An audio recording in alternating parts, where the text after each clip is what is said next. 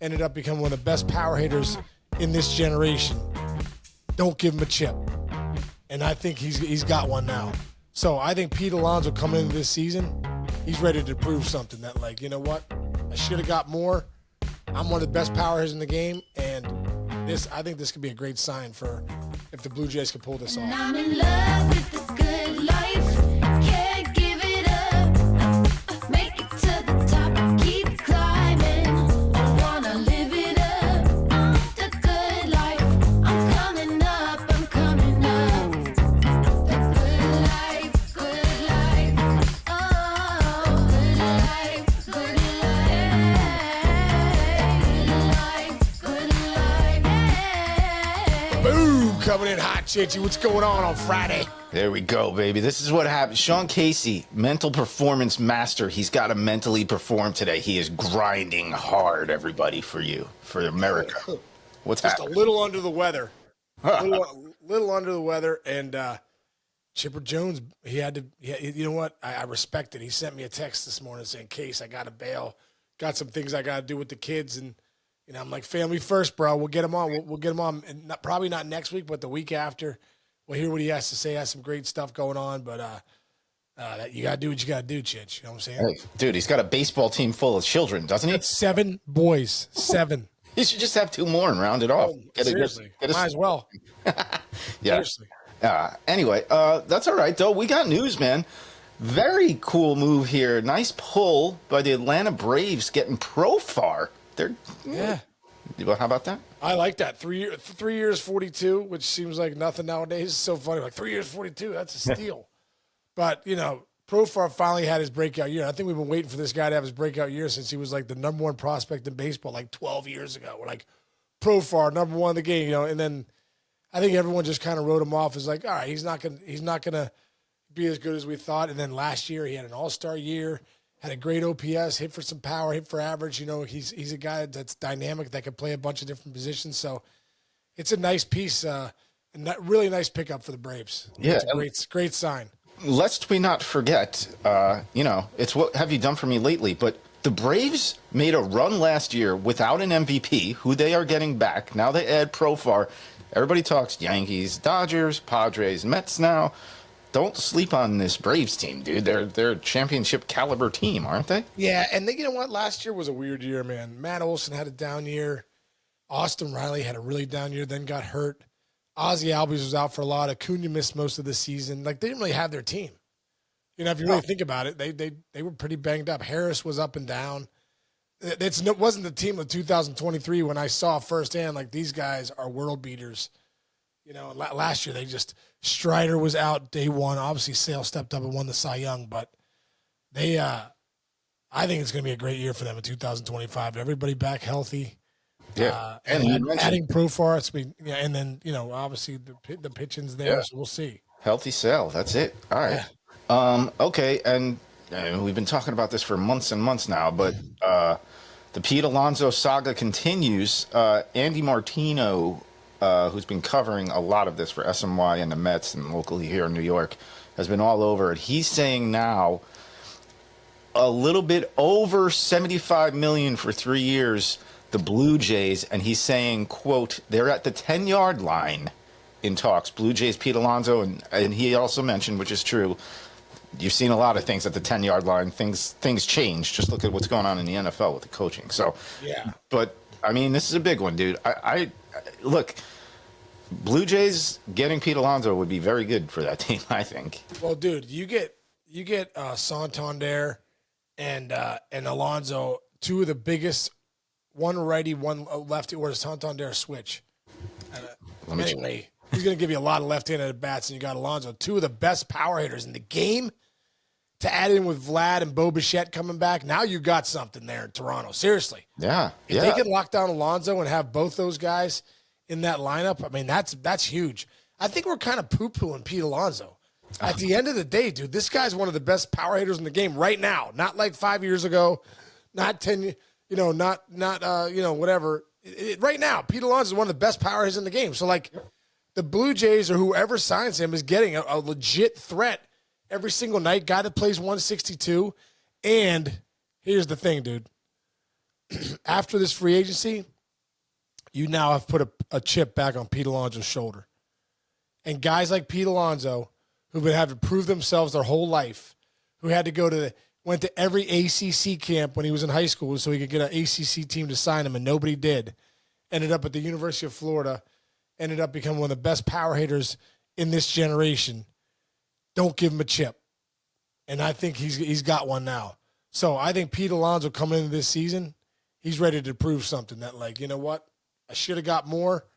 I'm one of the best power hitters in the game, and I think this could be a great sign for if the Blue Jays could pull this off.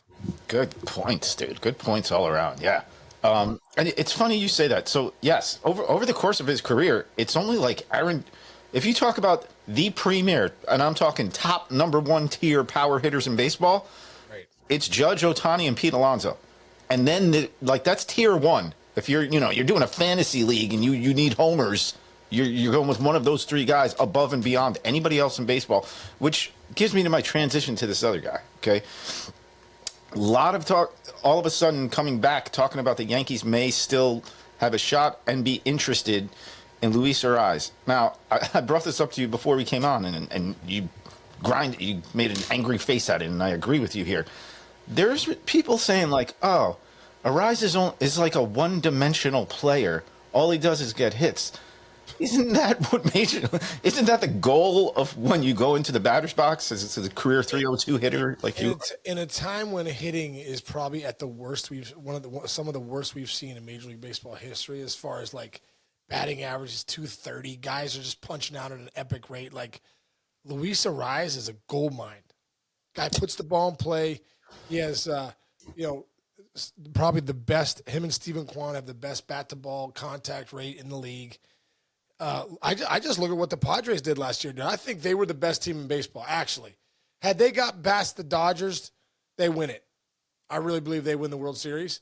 They were really good. And I think Luis Arraez being in that lineup gave them another dimension. Not a guy that gets on base, a guy that can hit good pitching, a guy that hits with guys out there, runners in scoring position. I mean, having a guy like Luis Arraez, you can't just have – you already have Fernando Tatis and Manny Machado's, you know what I mean? You already have those big guns. You have your Stantons, your Judges, Jazz Chisholm. You have your heavy hitters. You need a guy. You need to complement it, a guy that can complement those guys in that lineup, a guy that can get on base, a guy that puts together good at-bats, a guy that plays every night. So Luis Arraez in any lineup makes them so much better because he's not a one-trick pony. He's not the guy that just, hey, this guy's going to go deep or punch out. This guy can hit, man, and he hits all pitching. He's a line-to-line guy, and he reminds you a little bit of, not Tony Gwynn, because Tony Gwynn was his own animal, but Tony Gwynn light. You know what I mean? Like, yeah. He's just a guy that's going to put the ball in play. He's a tough out, and like I said, with a guy like him too, velo doesn't matter. He's going to square you up no matter what. Yeah, 323 career batting average, 372 career on-base percent. Right, there you go. I mean, 372 career on base. Aren't you trying to get on base to score runs to win games? And if you have a lineup that has Aaron Judge and Stanton in it, don't you want that guy on first base every time they come to the plate? Yes. Yes, I do. There yes, you go. So that's an interesting one. Otherwise, that's really the only other guy out there right now is Bregman. And yeah. Everybody thinks it makes total sense for him to go to the Red Sox. You think he's going? I just saw something in an article saying he might be. The Astros might still make sense. Yes, they are still within earshot of him. Is kind of what the people are saying. And hey, man, you go back there. He goes to third. You move a couple guys around. Move somebody to second. And they're actually saying Altuve could move to the outfield. He's that much. Altuve's a phenomenal athlete. I can see him play in left field. That's fine. Yeah, it's a little weird that they let Tucker. They traded Tucker, and they're going to let Bregman walk. Yeah, it is weird. I just thought when they traded Tucker, they were definitely going to sign Bregman because, I mean, because fans coming to the game still matters. That's a great point. And those are those superstar players that are household names for the Astros. Yeah, got rid of one of them. His number right now could be retired for the Astros when he retires. No, seriously. Yeah, actually. And so, and you got rid of Tucker because I understand that one because he's gonna get close to Juan Soto money, which is crazy if he stays healthy this year. But Bregman's a guy you could afford, And that with the Crawford box park there at Minute Maid, it makes total sense. So Yeah, that's a good point. I'm surprised they haven't locked him down. That's a good point. Like your power can drop a little bit, but like in that place, your power's not dropping like if you were playing in for San Detroit. or Detroit. Yeah, exactly. Detroit, his offensive numbers are going down, buddy. Good point. Look it. Good point. Good point. All right, so that's where we're at heading into the weekend. Would you bank on these guys signing in the next couple of weeks? Because by the way, last year guys were late February signing. That's happened these days. So I would think they're going to sign before spring training. We saw what happened to Snell last year in Montgomery when they signed late. Like they got hurt, they were banged up. They both had Snell had a terrible beginning when blew out his groin. Montgomery never got going. So I think there is something to be said about getting in before spring training starts. So I think you're going to see a lot of signings here soon. Yeah, and I'll also say like it's not like there's like 8 or 9 teams going after all these guys. It's been honed in already, so it's not like there's mystery teams and all that going for this. So it's like all the cards are on the table. So we'll see if we get some action this weekend or in the next week or two. Yeah, I'm sure we will, bro. There you go. All right, you got to go get some Theraflu in yours. Theraflu, I know. Yeah. I'm heading to Illinois this weekend. University of Illinois baseball banquet tomorrow night. Let's go. It's gonna be great. Let's go. Looking forward to that, and then some action. MLB Network next week, dude. Oh, nice, dude. Back on the air, yeah. So Excellent. good. All right, brother. Top 10 first baseman on Monday. Tune in. It's gonna be good. Yeah, nice. Yeah, You know your list yet? do some research. Yeah, well, I'm on the flight today. I'm gonna do some stuff. There you go. All right, brother. Feel better, man. Okay, Chichi. Have a great weekend, bro. Love you, man. Everyone out there, thanks for listening. We appreciate you big time. See you Monday.